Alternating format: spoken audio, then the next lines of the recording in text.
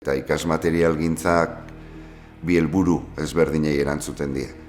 Alde batetik berrikuntza pedagogiko, metodologiko hori gelaraino iritsi dadin egiten dugun lanketa bat, eta zuk aipatu duzun bezala ez da bakarrik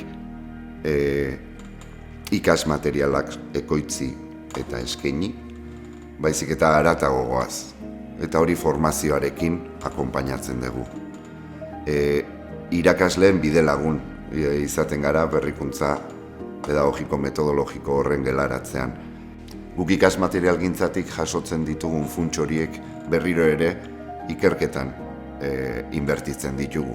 Eta nik uste hor dagoela guregako garrantzitsu bat. Etengabe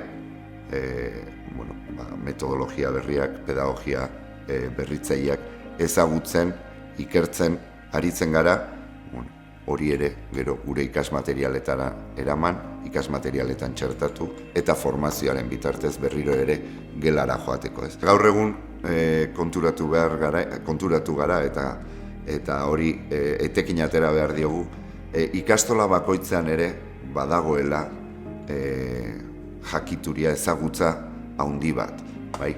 Eta hori partekatu egin behar degula.